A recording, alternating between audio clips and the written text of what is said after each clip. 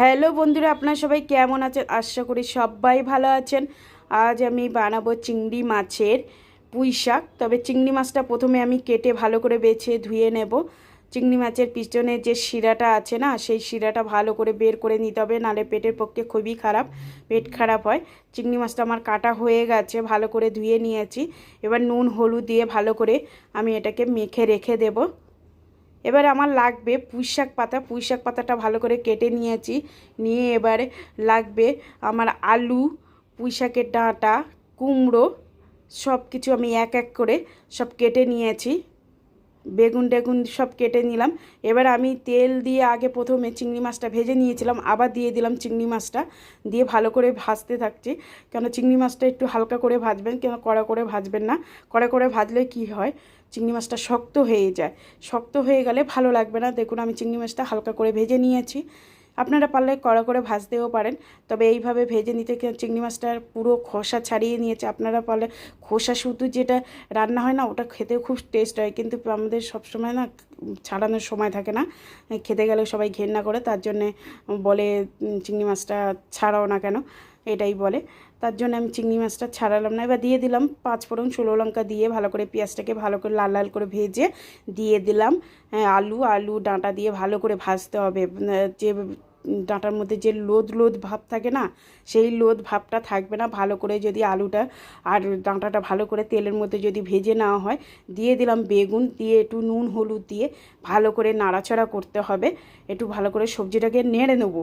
ভালো করে নেড়ে নিয়ে একদম পুরো মানে 5 মিনিট 10 মিনিট ভালো করে কষাতে হবে। যত সবজিটাকে কষাবেন তত তরকারির টেস্টটাও খুব সুন্দর হবে। ভালো করে আমার কষা হয়ে গেছে, দেখো অনেকটা জল উঠে গেছে। কেন ডাঁটা কুমড়ো থেকে একটু জল বেরিয়ে যায়, যেহেতু বেগুনও আছে। দিয়ে দিলাম পুঁইশাক পাতা। পুঁইশাক পাতাটা দিয়ে ভালো করে নাড়াচাড়া করতে হবে। একটু ভালো করে নাড়াচাড়া করে নিলে একটু কমে গেলে ভালো করে ঢাকা দিয়ে দিয়ে দিয়ে এটাকে নাড়তে হবে। কেন পুঁইশাক পাতার একটা জল ওঠে, এই পুঁইশাক পাতা দিয়ে জলটা যে ওঠে তার টেস্টটা ভালো করে কিন্তু এটা কষাতে হবে। হ্যাঁ, ভালো করে কষিয়ে নিয়ে একটু ঢেকে দেবেন। ঢেকে দিয়ে এরকমভাবে সারাক্ষণ নাড়তে থাকবেন, কেননা না হলে তরকারিটা আবার অনেক সবজি আবার গলেও যেতে পারে, তখন ভালো লাগবে না। দেখুন আমি ঢাকা দিয়ে দিয়ে আমি সবজিটাকে অনেকটা নরম হয়ে গেছে, তাই আমি দিয়ে দিলাম চিংড়ি মাছটা দিয়ে ভালো করে একটু নাড়াচাড়া করে আবার ঢেকে দেবো। তবে ঢাকাটা আমি দেখালাম না, আপনারা পারলে ঢেকে ঢেকে করবেন, কেননা ডাঁটাটা সেদ্ধ হতে দেরি হয়, তার জন্যে। কেন কুমড়ো আলু এগুলো তো সেদ্ধ হয়ে যায় তাড়াতাড়ি। আমি ভালো করে ঢেকে দেখুন নাড়াচাড়া করে নিয়েছি। এবার দেখো কত সুন্দর লাগছে দেখতে, ভালো লাগছে না বন্ধুরা? কত সুন্দর একটা সবজিটাকে ভালো করে কষাতে হবে। কষিয়ে তবে আমি একটু জল দিয়েছিলাম, কেন ডাঁটাটা সেদ্ধ হওয়ার জন্যে, না হলে ভালো লাগবে না। এবার আমার শুকিয়ে নিচ্ছি। দেখো কত সুন্দর করে আমি সবজিটাকে ঘেটে দিয়েছি।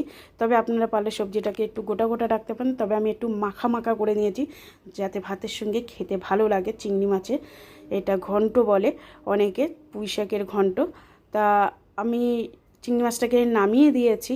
কেমন লাগলো বন্ধুরা এই রান্নাটার রেসিপিটা? ভালো লাগলে আপনারা বলবেন। টাটা, ততক্ষণ সবাই ভালো থাকবেন। আবার দেখা হবে পরের রান্নায়। টাটা, আপনারা খুব ভালো থাকবেন, খুব ভালো থাকবেন। টাটা বন্ধুরা।